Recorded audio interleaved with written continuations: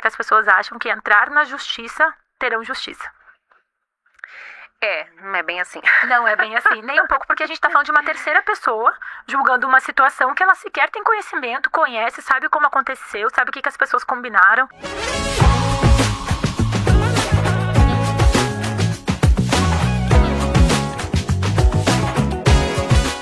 Bom dia, boa tarde, boa noite. Eu não sei em que momento você está vendo esse conteúdo. Você está na JGTV, que é um canal para empreendedores e profissionais. Aqui falamos de carreira, de trabalho, de negócios, de empreendedorismo. E eu estou hoje aqui com a Cris Dornelles. A Cris é advogada e vai tratar com a gente de todos os aspectos jurídicos que aí você pode evitar ou conhecer para fazer a sua empresa crescer ou para fazer a carreira vingar de uma forma mais livre e crescer sem limites. Vamos lá? Cris, obrigada por ter vindo, obrigada por ter aceitado o convite. É um prazer ter você aqui hoje. Eu que agradeço o convite, fico muito feliz de poder conversar um pouquinho. Eu sempre falo que as pessoas têm um receio muito grande do jurídico e eu acho que quando a gente conversa e fala sobre isso, a gente começa a entender que o jurídico pode ser, não aquele carrasco que todo mundo acha, mas um parceiro talvez para decisões, crescimento e tudo o que precisa fazer nas empresas, né? Ou para as pessoas também. Legal, né? Não é só para quando a gente quer processar alguém, ou quando precisa, né? Não é aquela coisa... demissão, processo, admissão, é uma coisa um pouco mais ampla, né? Vamos ter esse olhar mais amplo hoje para o jurídico. É muito mais amplo, assim. Na verdade, eu falo que o jurídico, quando chega na fase de processos, é a fase que a gente já não tem muito mais o que fazer. Sim. Porque já está tudo consolidado, o processo já está rodando. Então, o que eu considero que é uma técnica que faz o diferencial, assim, para quem usa e para quem aplica realmente, é um jurídico estratégico, que ele te ajuda nas tomadas de decisões, de como fazer, de como saber, não evitando que você faça, mas que você saiba quais são os riscos, o que está envolvido, e aí você pode tomar a melhor decisão sempre. Legal. Antes da gente falar de aspectos bem pontuais, assim, que a gente conversou um pouquinho antes, né, da nossa entrevista, eu queria te perguntar de maneira geral, assim, quais são as maiores ciladas que a gente arma pra gente mesmo, como empresário, né, e até mesmo como um profissional dentro de uma empresa. As ciladas jurídicas que a gente arma, que depois aquilo vira uma bola de neve e aí... Não tem jeito, é processo e acabou. O que eu acho é a tomada de decisões sem essa consultoria, tá? Eu entendo hoje que muitos profissionais e muitas empresas entendem o jurídico só como custo. E ele não é um custo. Eu falo, não é à toa que as grandes corporações, enormes empresas, sempre têm um departamento jurídico para tratar sobre o assunto. Não é à toa, eles não estão pagando porque acham bom gastar o dinheiro com o jurídico, né? Então, o que eu acho que é isso. Porque se você vai fazer um contrato e você não tem o suporte jurídico, você assinou, a gente não tem como discutir algumas cláusulas. Se você tomar algum procedimento dentro da sua empresa de aplicação de uma nova conduta, que ela pode gerar impactos depois que você aplicou, a gente não tem como voltar. Se você vai tomar uma decisão de mudança de estrutural, ou seja qual for ela, depois que você fez, a gente fica... Então, você já cai direto no processo. Então, eu acho que o jurídico estratégico vem para essas tomadas de decisões. Então, hoje eu quero contratar uma empresa para fazer tal atividade para mim. Tá bom, eu quero que ela faça isso, isso, aquilo. Aquilo ali nem tudo vai estar, vamos dizer, 100% de acordo com a lei. Qual é o risco que eu vou correr? O risco que eu vou correr é tal. O investimento que eu vou ter é tal. O retorno financeiro que eu vou ter é tal. Com base nisso, eu vou tomar minha decisão se eu quero continuar ou não. Depois que ela foi tomada, a gente não costuma fazer. Então, eu acho que esse aconselhamento que normalmente as empresas têm com contabilidade, com a RH, eu acho que elas têm que entender que é essencial que elas façam isso com o jurídico também. Legal. E esse aconselhamento, você falou aí de aspectos legais de contratação de terceiros, né? Hoje a gente vive uma realidade de pejotização geral, Exato. Enfim. Quais são os piores erros que a gente comete exatamente nisso? Em contratar terceiros ou contratar algum funcionário... Um funcionário não, né? CPJ não é funcionário. Contratar um prestador de serviço PJ. Eu acho que a preocupação só com o custo. Só valor. Eu acho que esse é o grande erro. Então, assim, eu quero fazer com que isso gere um retorno financeiro para mim. Então, quanto menos eu pagar, melhor vai ser. Só que eu acho que esse é o grande erro. Porque às vezes você pode aumentar um pouquinho o valor, mas o risco que você vai correr se você conseguir negociar aquele contrato vai ser menor. Então, eu acho que hoje o principal ponto que eu entendo de, principalmente dor, assim, é você preocupar só com o valor. Custo. Quanto vai me dar de retorno? Ou até mesmo para crescimento. Hoje eu preciso aumentar minhas vendas porque eu estou faturando pouco. Mas às vezes você não está faturando pouco por poucas vendas. Você está perdendo dinheiro em vários outros gargalos que se você tivesse organizado, você deixaria de perder. Então, eu acho que são esses os principais pontos que as pessoas não param para observar e acabam pensando que o problema é um e, na verdade, o problema é outro. Legal. Quando a gente fala, por exemplo, da parte financeira, né? Que cuidados a gente precisa ter, por exemplo, com transparência, até mesmo com operações financeiras dentro da empresa?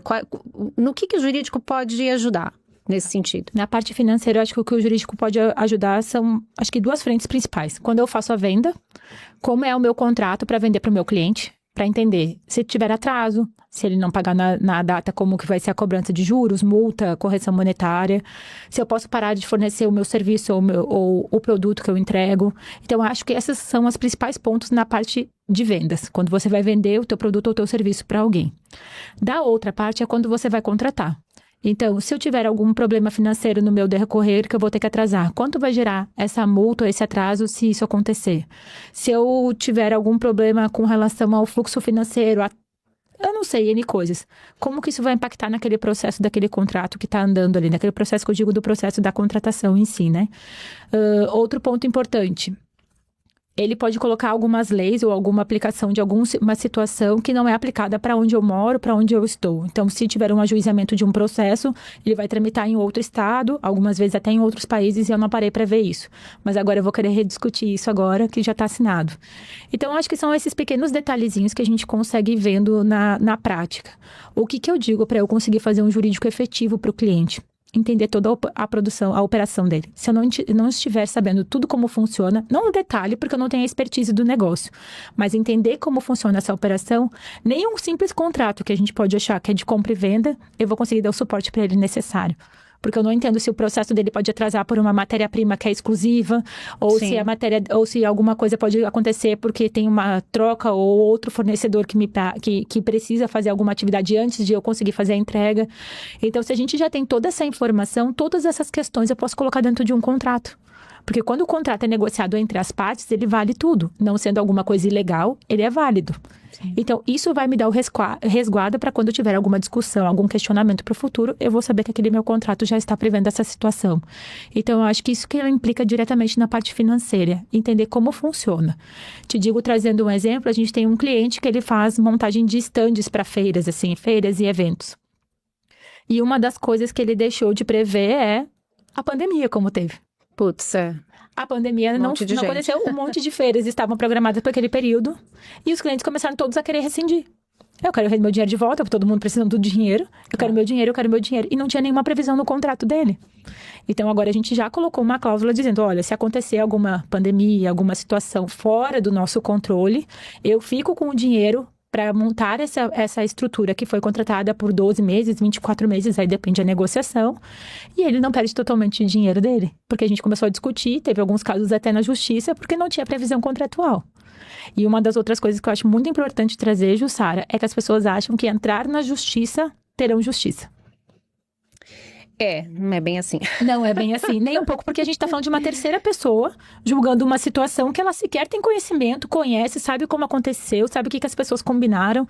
Então, tem uma cliente minha que fala assim, você não gosta de processo, né? Eu falei, não é que eu não goste, mas eu acho que a gente consegue prever tudo isso em um contrato para a gente não ter que passar para um jurídico, para uma justiça efetiva, que nem sempre vai trazer o resultado que a gente espera. Sim, você falou aí de eventos, né? Eu acho que uma coisa que eu participei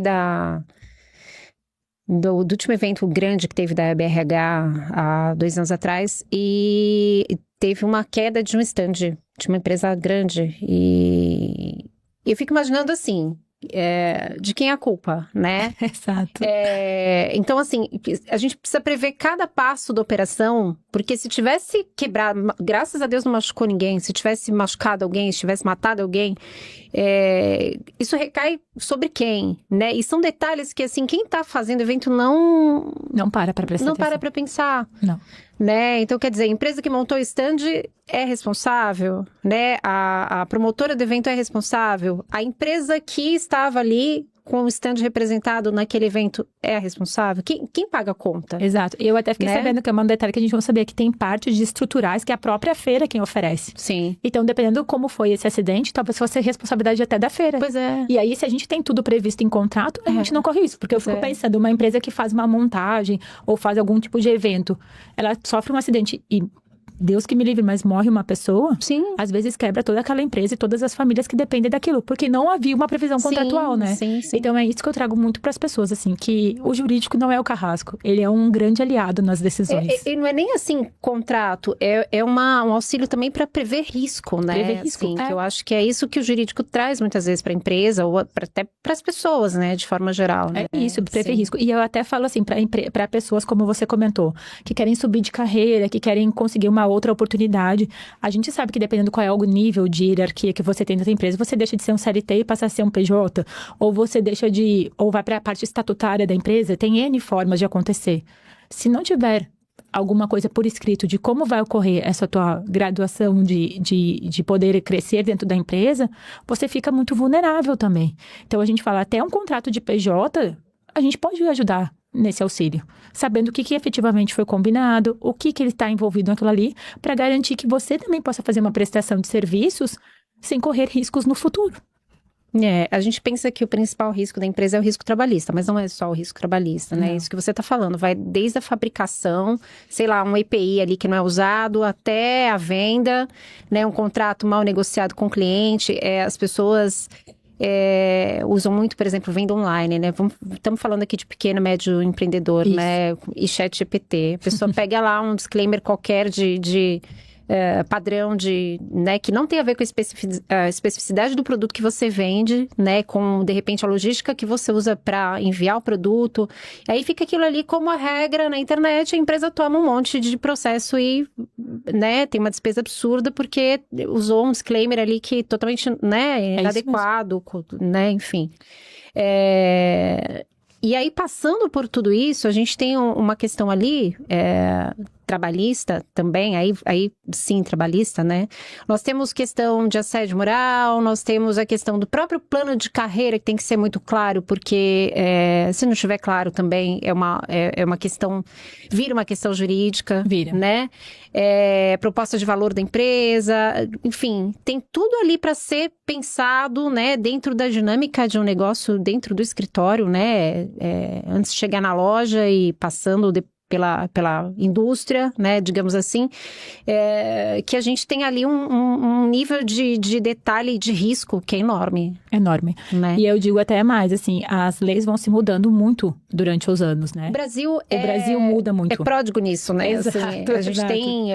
Eu ouvi dizer que é um dos países mais inseguros juridicamente Exato. Por quê? do mundo. Porque além de criar muitas leis, a gente depende do entendimento de um terceiro para fazer o julgamento e ele não é obrigado, que a gente fala uma linguagem jurídica adstrito às leis, né? Então, ele pode julgar conforme o entendimento dele e é por isso que eu digo da justiça ser feita pela justiça efetivamente. Mas a gente tem muitas mudanças legislativas. Então, a NR1, ela foi aprovada, era para entrar em vigor no ano, passou para o outro e vai se prorrogando. Mas é uma coisa que eles estão fiscalizando muito agora. Então, a questão de assédio moral entre que acontece nas empresas, a questão de como a empresa fiscaliza, canais de denúncias. Então, isso vai mudando diretamente como funcionam os processos dentro da Justiça do Trabalho. Sim. Que conforme as leis vão se modificando, as pessoas vão começando a acionar mais sobre esses assuntos. Burnout é uma coisa que tem se falado muito na Justiça do Trabalho. E se a gente for pensar 10 anos atrás, o que está acontecendo com essas novas coisas foi o que aconteceu muito com eles falam com a questão do dano moral. Eu posso te dizer que hoje, na Justiça do Trabalho, se você encontrar algum processo que não tenha dano moral, você quase que acertou na loteria. Porque é quase regra todos os processos trazerem dano moral. Todos os processos têm dano moral, não tem. Mas virou uma prática, né, do dano moral estar sempre nos processos trabalhistas. E isso vai acontecer provavelmente com a questão de assédio moral, vai começar a vir e vai trocar talvez o dano moral pelo assédio, e assim as coisas vão se modificando. Mas eu acho que quando a gente tem a parte estrutural da empresa bem organizada, mesmo que venham processos assim, não gera um impacto tão grande financeiro, porque a gente já tem todos os processos alinhados. Então, hoje você tem que seguir as regras da NR1. O que ela pede? Que você tem um canal de denúncias assim, você tem que fazer assim, você tem que dar acesso, você tem que fornecer tudo. Você conseguindo comprovar tudo isso no processo, você já passa boa parte do caminho sem ter o risco para o futuro, né? Eu acho que o grande trunfo da NR1 é a exigência da documentação de tudo, né? Que eu acho que é aí onde pega. É onde né? pega, mas isso pega para qualquer caso, se você for pensar. Tem empresa que até tem esse olhar, né, para a saúde mental do colaborador, do fornecedor, enfim. Mas e não tendo isso documentado, é um terreno sem lei. Juridicamente estável. Exato. Não tem como... Porque se você for pensar, isso vale desde a época que foi implantado o cartão de ponto. Sim. O cartão de ponto antes você falava, não, mas ela sempre era das 9 às 18. Ah, mas onde é que comprova que ela trabalhava das 9 às 18? Ah, então ela assinava o documento, depois foi pro cartão de ponto digital e assim foi indo. Então, hoje em dia, a questão de horas extras já se resolveu quase que sempre com a apresentação do cartão de ponto. E vai acontecendo isso com as mudanças que vai acontecendo. A mesma coisa na NR1. Você vai ser acionado, você tendo a comprovação de tudo... Sim. Já te facilita. EPIs. Eu tenho comprovante de entrega de EPIs, assinatura digital, tenho extrato. Você vai diminuindo os riscos. Então, antigamente a gente podia dizer que as empresas eram muito mais vulneráveis na justiça do trabalho. Normalmente quem entrava ganhava, porque não era tudo tão documentado como é hoje. Hoje em dia já não está mais assim. Então, assim, a pessoa fala assim, mas entrou na justiça, vai ganhar. Se a gente for buscar, a gente tem muitas ações que as pessoas não ganham nada. Então, eu acho que é uma questão da gente se adaptando, mas entendendo que se isso valeu para o cartão de ponto há 10 anos atrás, se valeu para controle de EPIs há tanto tempo atrás, provavelmente todas as outras práticas que vierem vão necessitar dessa mesma formalidade empresarial para que seja possível a comprovação desses casos ou discussões na justiça. Legal.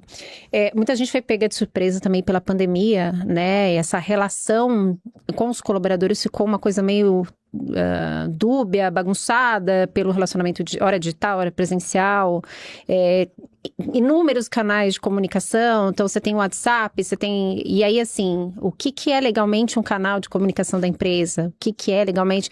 Isso foi bem consolidado no meio jurídico empresarial? É bem consolidado, assim, que a questão do WhatsApp hoje em dia, ela serve tanto para controle de muitas coisas, mas também serve para controle de provas se a gente precisar num processo. Então, a gente consegue ter isso, porque hoje em dia é a facilidade. Mas por exemplo, um grupo formado pelos colaboradores, que não seja vamos falar de grupo de WhatsApp, que seja um grupo formado ali para uma questão de, sei lá, um projeto X, os colaboradores foram lá e fizeram um grupo, né? Não é um grupo oficial da empresa. Uhum. Isso vale como prova jurídica. A gente consegue... Consegue, mas o que a gente fala? Que pelo menos um gestor tem que estar nesse grupo. Então, por exemplo assim, vai ter o gestor daquele projeto específico, vai formar, o gestor participa. Porque a gente tem que ter, porque o preposto, como a gente fala, que é um representante da empresa, alguém de um cargo um pouco mais elevado, participando, ele já gera validade. O que a gente tem que entender é que mesmo tendo um pouco da informalidade das conversas pelo WhatsApp, ela não deixou de ser um canal de fiscalização com relação ao horário. Então, assim, você responde todos os dias à meia-noite, isso você vai utilizar como prova dizendo que você trabalhava até meia-noite. Então, assim, não é qualquer tipo de coisa e acionamento que pode acontecer a qualquer momento. E eu acho que é uma das coisas que as empresas não se dão conta. Saiu até uma recente decisão agora do TST, falando que uma pessoa que estava em home office tem direito a receber horas extras. E aí a empresa falou assim, mas eu não tinha como controlar. Mas na hora que ele logava no computador, a empresa recebia uma informação que ele estava logando, a hora que ele estava deslogando. Então, a gente não pode alegar desconhecimento de algumas coisas. Então, o que eu sempre digo é assim, existe a informalidade por conversas, pelo WhatsApp, pelo trabalho em home office e tudo, mas ele não deixa de ser um trabalho fiscalizado, que a empresa tem que ter o dever e a obrigação de controlar, para evitar discussões futuras. E essa pessoa até, que foi essa discussão, recebeu diversas horas extras, porque ela ficava trabalhando 10, 11, meia-noite, todos os dias, e a empresa nunca pagou hora extra. Porque teve uma doideira aí na pandemia que as pessoas não tinham noção da carga de trabalho que era passado, né? E que as pessoas acabavam absorvendo, aliás, até por medo, né? De perder o emprego no meio da pandemia, né? As pessoas absorviam uma carga de trabalho absurda, né? Em home office. E a gente trabalha muito mais em home office mesmo. Eu faço home office desde 2012. Então, eu só posso te dizer que minha carga de trabalho só aumentou. Com certeza. E isso vale para todo mundo que tá na questão do home office. Que você vai ali, vou tomar um banho, mas chegou um e-mail, mas peraí que eu vou ali, então eu respondo o meu e-mail, você acorda com o computador no colo, já põe ali, celular, tomando cafezinho e tal, não sei o quê, de pijama, já começa. Se for uma reunião logo cedo, bota um paletó por cima pra dizer, né, que tá ali formal. Tô pronta, né? Então, foi uma coisa bem confusa, né? Foi, e acho que assim, e as empresas também tiveram que lidar com essa situação. E hoje ela já se passou alguns anos dela, então hoje a gente não pode justificar assim, assim, mas ela estava em home office, eu não lembrava que tinha que fazer isso. Não, ela vai ter uma fiscalização, a gente precisa ter esse cuidado também. Qual a melhor recomendação para essa empresa que tem esse regime híbrido, assim, para controle e resguardo jurídico, né? Não é para ficar enchendo o saco do funcionário, para resguardo para qualquer eventualidade. Qual é O que eu digo, se ela tem recomendação? Muitas pessoas nessa situação, existe hoje em dia como você fazer um controle de ponto que você faz o registro pelo celular e a empresa consegue limitar em qual região que aquele funcionário consegue acessar aquele controle de jornada. Por exemplo, assim, eu não quero que ele esteja na praia. Ele pode trabalhar em home office, mas na casa conforme foi combinado. Então, eu limito a área onde ele pode fazer a assinatura do cartão de ponto dele digital e tudo mais. Ou através de login, logout, que consiga mandar para a empresa, se ela não se importar da localidade onde ele preste serviços, para você ter o controle. Aí vai falar, mas eu botei em home office para não ter o controle de ponto. Tudo bem. Então, você tem que ter controle com o WhatsApp. Se ele trabalhar das 9 às 18, pegando o padrão, a partir das 18 horas, você não pode mais mandar o WhatsApp para ele. Se ele responder para você pelo WhatsApp, você vai dizer, olha, deixa para responder amanhã que sua jornada de trabalho já encerrou. O que dificulta muito, porque no dia a dia você está com problema e você precisa resolver. Então, o meu conselho seria utilizar essa possibilidade do cartão de ponto ou através do login, logout da máquina para você fazer um controle mais efetivo de jornada. Entendi. E ter um canal... adotar um canal específico. Não ficar com essa multiplicidade de canais e aí de fala, comunicação. Se quer usar o WhatsApp, não há problema, mas formalize que vai ser sempre pelo WhatsApp. Se quer usar o e-mail para ter uma formalidade um pouco maior e ficar com o registro, usa o e-mail. Mas tem que ter esse cuidado e definir os canais oficiais. Eu acho que isso é importante a gente ter. Definir que o canal oficial vai ser esse, aquele e utilizar ele a partir de então. E a empresa também tem que se utilizar dele, porque senão você cobra do funcionário, mas você... Peço pelo e-mail, mas manda pelo WhatsApp, o funcionário já não sabe mais nada e como você já enviou o WhatsApp, já começou a valer aquele outro meio, como se você estivesse autorizando de forma implícita um outro meio de comunicação.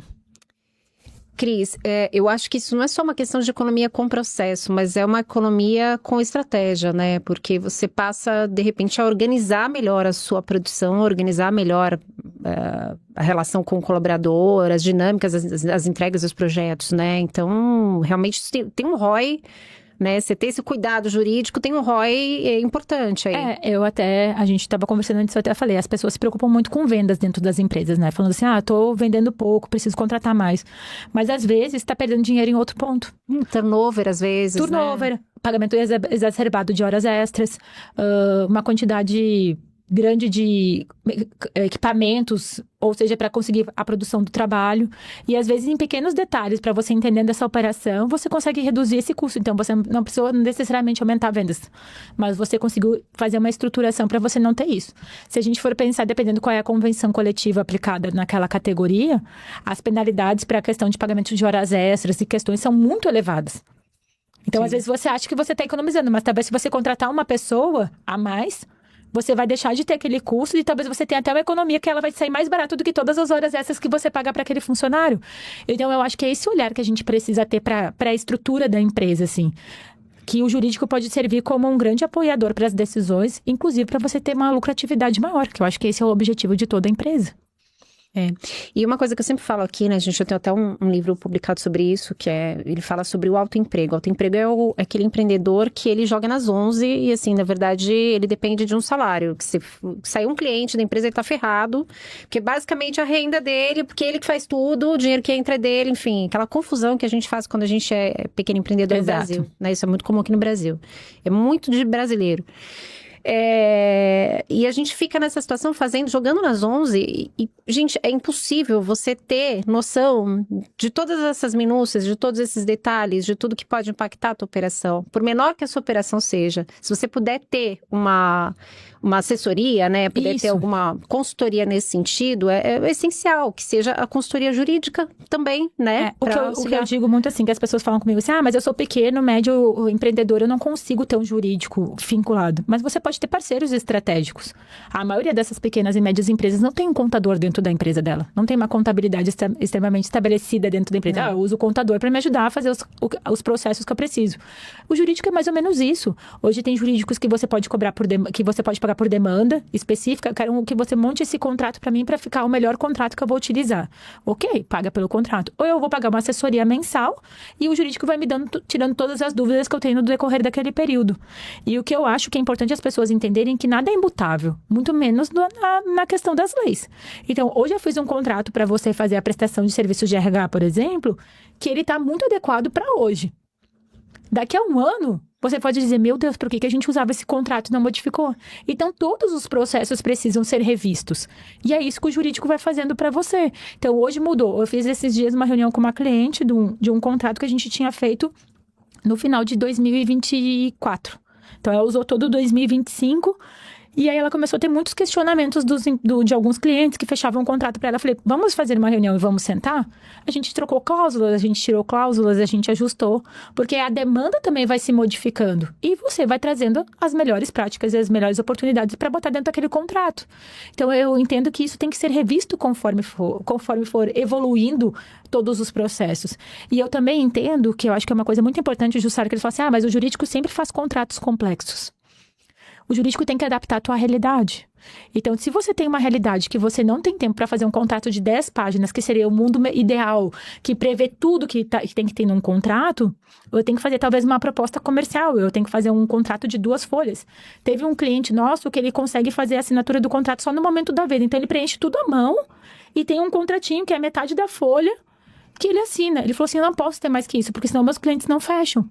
É verdade. Então, a gente vai fazer o quê? Nesse meio papelzinho que a gente tem de oportunidade, a gente vai botar o que é necessário ter no teu contrato. E a gente não mexeu a folha, a única folha. Então, a primeira folha ele preenche os dados e a segunda metade da folha é o contrato. E tá valendo.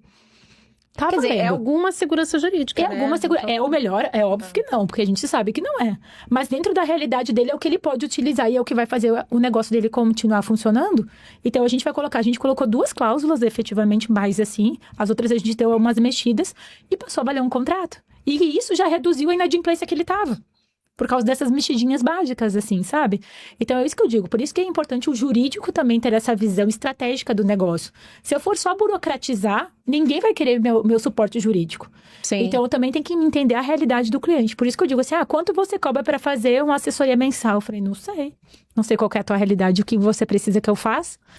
Você, profissional liberal do direito, que está nos assistindo, presta atenção na crise, assim, desburocratize, seja prático e auxilie de verdade o seu cliente. Exato.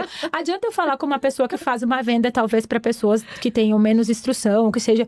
Eu botar um monte de palavras em juridiquês lá, que a gente fala... A pessoa não vai entender, ela vai falar, eu não vou assinar isso aqui pelo jeito vai me prejudicar. E às vezes não é. Então, a gente tem que adaptar a realidade do cliente, da entrega que o nosso cliente precisa. E eu acho que é isso que também, como você falou, que os profissionais do direito têm que entender. As coisas mudam. E aí, a gente também tem que mudar o jurídico para adaptar a realidade que a gente tem. Vocês estão competindo muito com o ChatGPT? Eu falei aqui do ChatGPT, eu acho Muito. Só que as pessoas esquecem de um grande detalhe, Jussara. O chat, ou o cloud, hoje que está se utilizando muito, ele faz o que você pede. Então, se você quiser que ele crie um contrato que seja benéfico para você, ele vai criar. Só que aquele contrato pode ter cláusulas que não são aceitas em nenhum lugar. Então, é isso que eu falo para a pessoa. Então vocês, como jurídico, não usam o chat? Não vou falar isso, porque não existe. Todo mundo usa o chat hoje. Para te ajudar numa resposta de e-mail mais formal, para te ajudar em alguma cláusula. Eu quero escrever isso aqui. Melhora essa cláusula para mim, para ficar uma cláusula que fique mais entendível e tudo mais. A gente usa. Só que a gente sabe o que pode e o que não pode. Sim. E quando você manda pro chat, ele vai fazer o que você quer. Tem até uma vez que uma colega falou mostrou pra gente num grupo de advogados, ela falou assim, eu pedi pro Cláudio fazer uma coisa, ele fez. E eu fui trazendo informações pra ele. Aí quando chegou no final, foi pra ele assim, mas isso aqui está de acordo com a legislação brasileira? Ele falou, não, você me pediu pra criar, você não me falou que eu tinha que observar a lei. Ele fez. Tava lindo, maravilhoso, era o contrato dos sonhos. Quer dizer, não arrisque, né, pedir assessoria jurídica pro ChatGPT se você não sabe fazer as perguntas certas. Exato, né? se você não tem que conhecimento da lei. É que vai saber fazer. Exato, e o que eu falo muito, que aqui no Brasil a gente tem uma grande dificuldade a lei fala uma coisa, mas a prática jurídica dentro dos tribunais aplica outra. Então, como que eu faço para juntar essas duas coisas para trazer uma proteção para o meu cliente? E o mercado aceita outras. Você tem 3 pontos aí, né? Exato. E o mercado aceita outras. Falando de empresa e de negócio, você tem 3 pontos. Então, assim, como que eu consigo juntar tudo isso e fazer uma cláusula que, de uma certa forma, me proteja o máximo possível dentro das condições que a gente tem? E é isso, porque se eu botar uma cláusula totalmente fechada, talvez eu vou inviabilizar o negócio. E eu não posso inviabilizar o negócio, porque senão o meu cliente nunca mais vai querer falar comigo como jurídico. Então, o que a gente pode fazer dentro disso? Vamos buscar a melhor prática e tentar aplicá-la. É isso. Vamos falar agora um pouquinho de coisas. Aliás, antes da gente falar qualquer coisa, eu queria pedir para você curtir, compartilhar, comentar. Tem todos os dados aqui para você nos seguir em todos os nossos canais, Instagram, Spotify. Segue a gente em tudo que vai ser legal para você. Eu queria começar a falar um pouquinho sobre aquilo que também é útil para o profissional que está dentro da empresa, né? Então, assim, a empresa vai fazer ali o melhor compliance, o colaborador também precisa entender o que é aquilo para poder seguir da melhor forma possível. Então, eu queria começar por compliance, por exemplo, a gente tem home office, tem sistema híbrido e a gente manipula informações da empresa dentro de casa, enfim, aquilo circula em meios que, até uso de ChatGPT mesmo, você colocar informações confidenciais da empresa no ChatGPT, né? Exato. Enfim, qual o melhor caminho? Qual a melhor prática para o profissional nesse sentido? Qual o melhor caminho para a empresa para ter uma segurança jurídica em tudo isso aí? As empresas que fazem algum tipo de utilização muito forte de dados, assim, a gente fala que ela tem que estabelecer alguns critérios de tecnologia mesmo que ajudem ela a não ter essa violação, porque as multas sobre LGPD e confidencialidade são altas, né? Então, a gente tem que ter esse cuidado. Mas, de qualquer forma, eu acho que uma outra coisa que você pode me dizer melhor que eu, que a maioria das empresas, quando faz um contrato de trabalho, ela nunca mais olha para aquele contrato de trabalho, né? Sim. Fica lá, tá contratado, tá lá, mudou de cargo, mudou. Conforme os cargos vão se alterando em algumas situações, eu entendo que é necessário fazer alguns aditivos contratuais. Inclusive prevendo essa questão. Então, hoje eu entrei na empresa para uma atividade que eu não mexia com dados sensíveis, não tinha acesso a nada. Mas eu fui crescendo dentro da empresa e hoje eu executo uma atividade de gerência que eu tenho acesso. Então, você tem que fazer um novo contrato com esse teu funcionário, buscando proteger os dados que você disponibiliza para ele atuar. E eu acho que a outra parte, que eu acho que a IA ajuda muito hoje, é com essa proteção.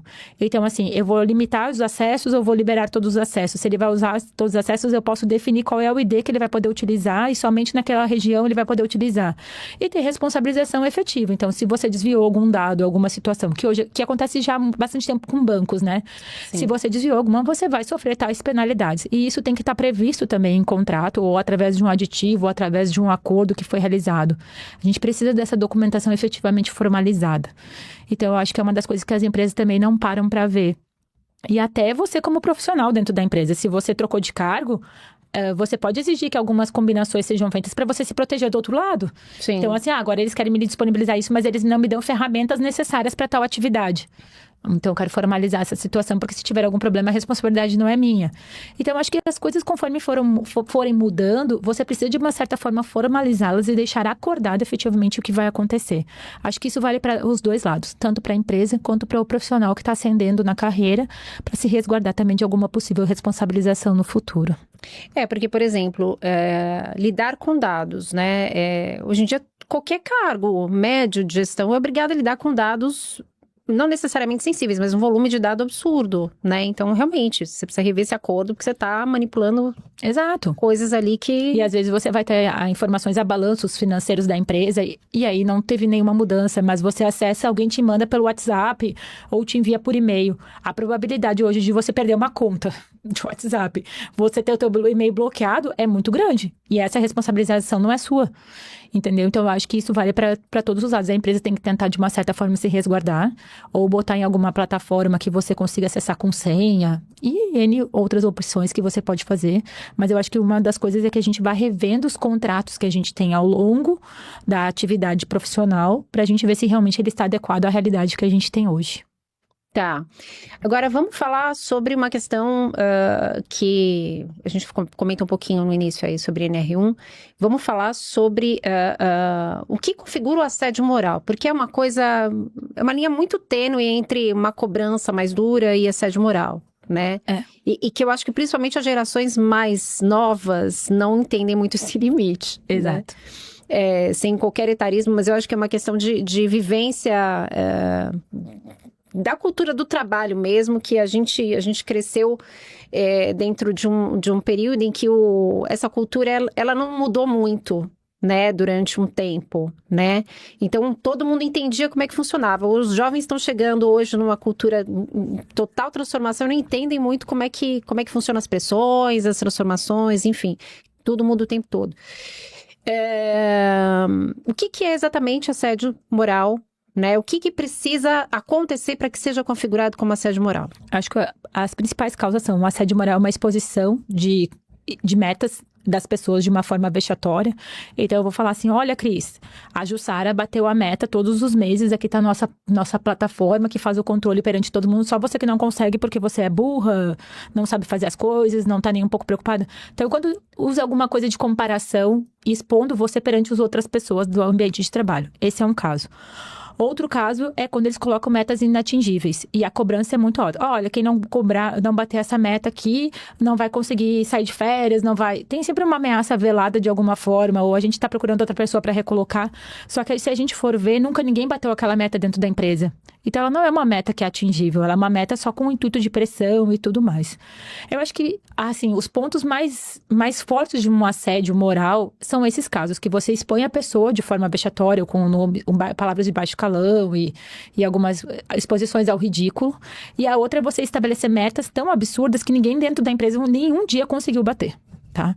Mas eu acho que o outro ponto principal é que a tua questão de metas também esteja formalizada. Para que as pessoas tenham conhecimento. Não é assim, você vai bater a meta, você vai ganhar 5 mil reais.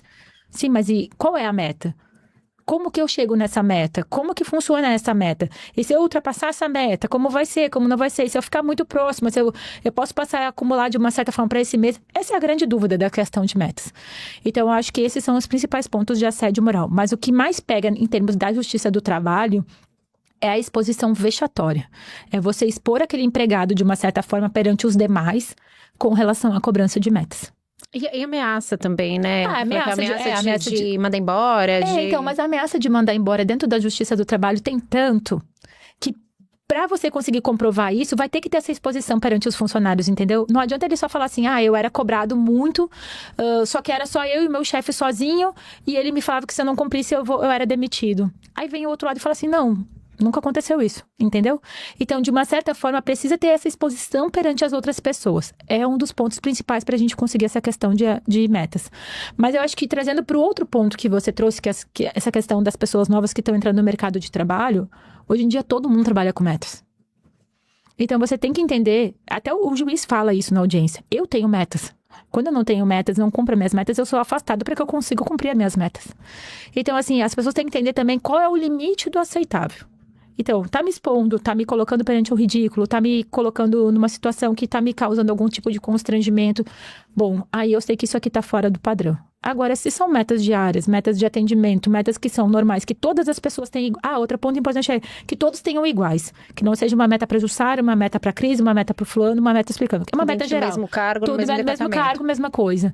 Então, eu acho que isso é um grande diferencial, assim. Mas, simplesmente, a cobrança de metas com um intuito um pouco mais... firme, assim, de olha, tem que bater a meta é importante, porque é pra gente conseguir manter a empresa ativa, é muito pouco provável de você conseguir uma indenização. E eu acho que uma outra ponto, daí falando mais para os empresários, a justiça do trabalho tem um pouco de birra da questão do dano moral, né? Que entra muito com esse assédio moral. Porque virou aqui a gente fala a indústria do dano, né? Então, assim, precisa ser situações efetivamente relevantes e importantes para que você consiga uma indenização. Então, a empresa... Muito bem documentado. Muito bem documentado. Então, assim, a empresa tem que ter esse cuidado, claro, mas hoje não é qualquer dano que eles geram indenização. Ao contrário do assédio sexual, que a maioria do entendimento da justiça é acreditar na vítima, porque a vítima normalmente não tem como comprovar. Não vai ter alguém que vai presenciar o fato, alguém que viu a situação, alguém que gerou. Então, às vezes, uma simples conversa no WhatsApp, um convite um pouco fora do padrão, já serve para algum tipo de indenização na Justiça do Trabalho. A gente está com um caso aí na novela falando, né, sobre assédio sexual, aí não é moral, é sexual. É sexual. E o que me chamou a atenção é essa... Quer dizer, ali a relação era consensual e a menina, na novela das 9, pra quem não acompanha, tem um personagem lá do Dan Stubach, que é um advogado, Exato. né? Que é um advogado muito canalha, que usa métodos ali não, enfim, corruptos pra lidar com seus casos. E ele tinha lá um caso com a secretária, né? E durante muito tempo ele assediou até que ela foi... Nela, mas ela aceitou, mas ela tinha medo de perder. Mas como assim medo de perder o trabalho? Né? Foi porque quis, quer dizer, é uma discussão ali, uma linha. Então tudo precisa ser muito bem documentado, porque todo mundo vai ser exposto e vai ser... Exato. Né? Mas normalmente nos casos de assédio sexual, a justiça coloca os processos em segredo de justiça para não ter exposição. Mas é o que a gente fala. Dentre a situação que tem na novela que você tá falando, o cargo que ele tinha de um grande advogado com uma imagem enorme que fez... Ele era o chefe. Ele chefe e aquela história de ele estar no meio de políticos e tudo mais, gera uma hierarquia muito superior à pessoa que tá com a cargo de secretária, que é o caso da novela. Então, assim, o que ela fala do medo ali é provavelmente o medo de ser exposta, dizer que ela que foi atrás dele, ou o medo dela ser demitida e precisar... não conseguir outro trabalho. E não conseguir outro trabalho, porque ele vai, né, que a gente fala queimar no mercado. Então, tem uma situação, mas eu acho interessante a discussão desse assunto para as pessoas entenderem como ele funciona. Não sei como vai se desenvolver na novela, se eles vão entender por essa situação também de não expor muito a vítima. Acho que não vai ser o caso, porque o negócio é trazer, e ela até fala que outras funcionárias também passaram por isso, então acho que vai ser uma exposição um pouco maior. Mas o que a gente tem dentro da Justiça do Trabalho hoje aqui, e principalmente em São Paulo, é isso. Eles acreditaram muito nas conversas que a vítima traz, porque ela normalmente não tem como fazer prova muito robusta sobre essa situação. Porque, né, ela está numa situação de maior fragilidade e a pessoa não é burra, assim, de fazer prova contra ela, né? Então, tipo, de mandar uma mensagem efetiva dizendo, olha, vamos sair hoje para tal coisa. Mas a gente começa a buscar algumas conversas e algumas situações que talvez possa ajudar nessa comprovação. E aí vamos um pouco além, né? Não é o nosso foco aqui, mas existe um cuidado maior hoje na justiça para que a vítima de assédio sexual não sofra novamente violência, Exato. Sofra um assédio jurídico, né? Que a gente chama. Exato. Né? Então, esse relato, ele realmente é bastante valorizado. Isso, né? E eles até nas audiências, assim, porque para quem nunca foi na Justiça do Trabalho, vale até o convite, você pode assistir qualquer audiência lá, né? Você pode chegar lá hoje e entrar para assistir uma audiência e entender como funciona, né? Porque eu acho que é legal as pessoas terem um pouco desse conhecimento. Mas nos casos de assédio sexual não pode. Então a sala fica fechada, trancada, para evitar a exposição das pessoas. Algumas vezes, dependendo qual é a repercussão do caso, eles conseguem até fazer um caminho diferente para a pessoa entrar, acessar, para não gerar esse problema. Exato. Olá, Fábulas! Eu sou Carla Delia, especialista em inglês para o trabalho, mestre em linguística aplicada pela USP, LinkedIn Top Voice e fundadora da Save Me Teacher. Eu estou aqui para trazer dicas rápidas de inglês corporativo que você pode colocar em prática no trabalho e usar para impulsionar a tua carreira. Vamos lá? Você já parou para pensar que as pessoas estão começando a falar que nem a IA? Sabe quando você vê um texto e aquele jeito certinho de escrita, cheio de adjetivos e ressalvas honestas?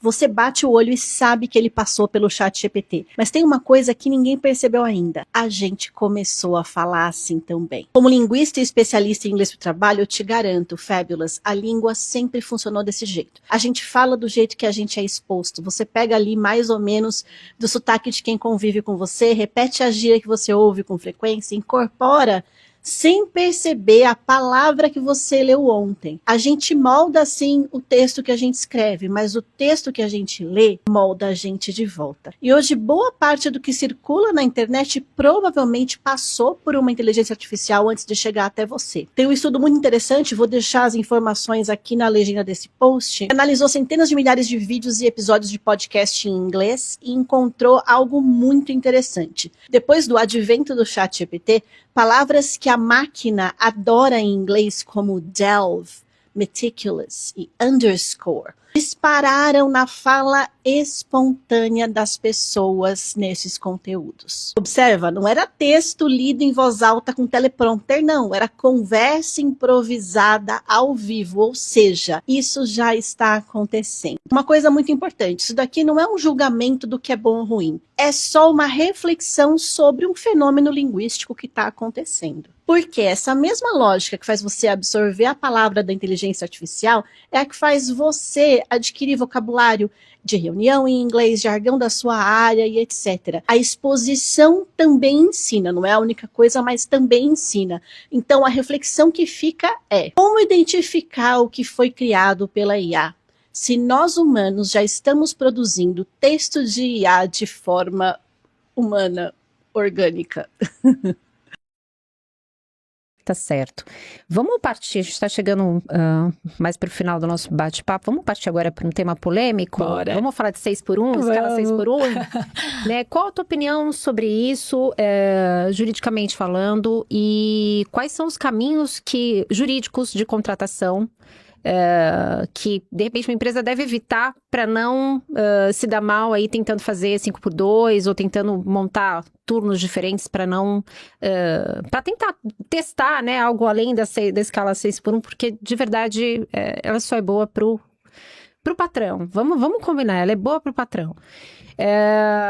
Quais são esses caminhos? O que a pessoa pode fazer? De repente, assim, contratar um folguista, até que ponto você pode contratar? Com que frequência? Dá um caminho pra gente, porque isso é muito do varejo e muito do pequeno empreendedor, né? Que também não tem muito conhecimento. Eu acho que, assim, primeiro falando sobre o meu entendimento pessoal, tá? Eu acho que a lei vai demorar um pouco mais para ser aprovada. Nós estamos em ano de eleições, então eu acredito que isso vai impactar, porque um não vai querer aprovar para não dar ibope pro outro não vai querer deixar passar, porque senão vai dar... E assim vai. O outro ponto que eu acho importante é assim, para a gente poder entender de uma forma jurídica efetiva como ajudar a empresa, é preciso entender a operação dela, como eu falei para você. Mas assim, folguista não dá para contratar para trabalhar todos os finais de semana, por exemplo. Porque você vai gerar uma recorrência desse trabalho, o que vai gerar provavelmente o reconhecimento de um vínculo trabalhista e tudo. Um PJ da mesma forma. Então, se a gente contratar sempre, dá para fazer uma analogia por questão daquela história quando definir a questão da diarista. Então, até 2 dias não tem vínculo de emprego, mas se passar de 2 dias, tem. Mas daí vai acontecendo isso. Eu acho que um ponto importante é você entender a estrutura da tua operação. Principalmente para o comércio. Eu preciso trabalhar sempre de segunda a sábado. Ok. E se ali na lei, por enquanto, da forma como ela está, não fala que você obrigatoriamente tem que folgar sábado e domingo. Ela fala que você tem que ter 2 folgas. E se você fizer uma estruturação da tua equipe que segunda e terça talvez alguns funcionários não trabalhem para conseguir para conseguir trabalhar no sábado. Você não precisou mexer em nada, porque talvez segunda e terça-feira sejam dias de menor movimento na tua empresa. Não, mas os dias de melhor movimento na minha empresa são terça e quarta. Então, a gente consegue ir ajustando a escala das atividades dos funcionários de acordo com a demanda. Talvez vai ter alguns casos que vai ter que contratar mesmo, porque todos os dias são muito corridos e não tem outras opções. Mas existem casos, eu acho que se a gente conseguir sentar e entender a operação, a gente vai conseguir mexer na estrutura da escala que tem hoje, da forma como se trabalha hoje, para você não aumentar o teu custo. E aí eu acho que uma outra coisa que eu acho que os empreendedores têm que ver isso é que você vai dar 2 dias de folga para o teu funcionário, que também é uma situação que você tem que trazer como um fato positivo para o funcionário. Então, a maioria das pessoas, às vezes, não tem nenhum dia na semana de folga, acumula tudo, trabalha no final de semana. Mas se você conseguir fazer com que o teu funcionário entenda que ele vai ter 2 dias de folga para resolver a vida, para fazer as coisas, e ele pode talvez começar com um incentivo mais para trabalhar, você vai ter um aumento da tua produtividade, que hoje você pode estar perdendo por esse acúmulo de atividades todos os dias, o que não vai te gerar um impacto no caixa. Então, eu acho que tem muitas estratégias, Jussara, para a gente fazer. O que tem que entender efetivamente o que eu disse para uma cliente minha eu acho que é uma discussão que a gente tem que entender a fundo, mas deixar para efetivamente a gente entender quando ela vai ser aplicada e como ela vai ser. Ela provavelmente vai ter um prazo para você se adequar, eles não vão fazer uma coisa assim sem fazer. E a gente sabe que já tem alguns tipos de atividades que já estão excluídas dessas, como a questão de hospitais, essa situação. Porque tem coisas que não tem como fazer. Trabalha 24 horas, eu não posso falar para o doente. Hoje você espera aí que não vai ter ninguém para te atender. Sim. E aí na segunda-feira a gente volta, né? Então eu acho que a gente vai ter que entender um pouquinho mais, já é um trabalho, já são trabalhos por turno, né? Exato, já é diferenciado, né? Então, eu acho que o principal impacto vai ser no comércio, mas eu acho que o comércio também tem que entender como tirar proveito disso. Então, assim, eu vou arrumar minha escala, vou organizar minhas coisas, vou ver como eu posso fazer e incentivar que o funcionário use aqueles 2 dias para o efetivo descanso, para que quando ele venha para trazer maior produtividade.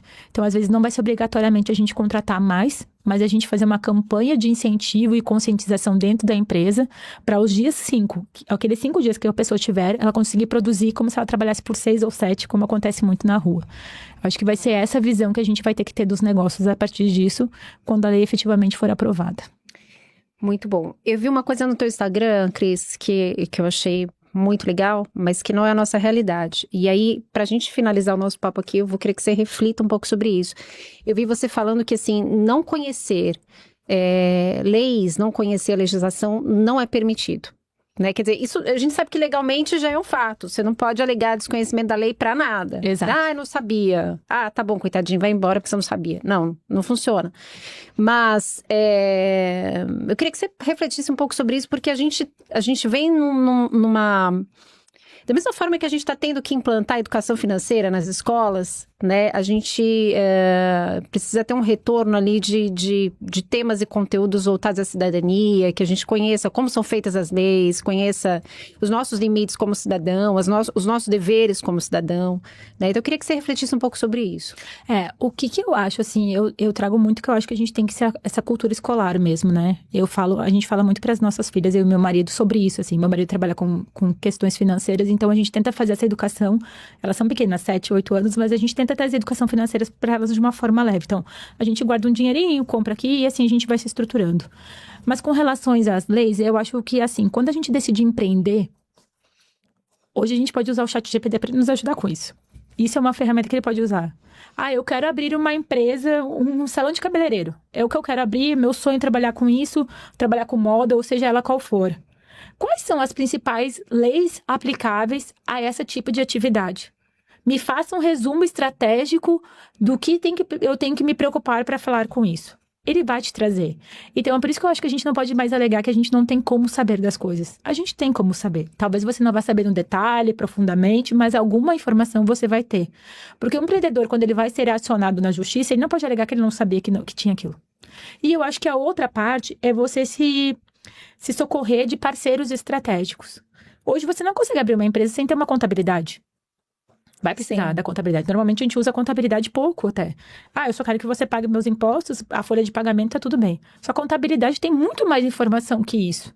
Então, como que eu consigo fazer um programa com você para você me trazer mais informações ou me ajudar na parte de tirar dúvidas ou decisões que eu preciso com a contabilidade? Eu quero fazer uma expansão do meu negócio. Eu quero abrir filiais, eu quero virar franquia. Vai conversar com um advogado. Você pode botar, inclusive, o advogado e o contador juntos. Porque nem sempre a gente concorda com os contadores, eu falo. Mas se a gente entender o negócio do nosso cliente, a gente vai ter que chegar num consenso estratégico da melhor forma para aquele cliente. Então, por isso que eu acredito que a gente não pode se valer muito dessa situação de não sei. Além de que tem N livros sobre todo tipo de assunto, mentorias e pessoas falando sobre todo tipo de assunto. Então, o que eu acho que... Tem podcast. Tem podcast pra gente falar um pouquinho. Mas eu acho que a gente tem que buscar um pouco de informação também, fazer a nossa parte. E não esperar que o Estado vá fazer pela gente. Então, assim, o que eu preciso buscar pra fazer tal coisa? Vou lá atrás. Fiquei com dúvida, procure alguém especializado. Mas pelo menos um norte, uma noção daquela situação você tem que ter.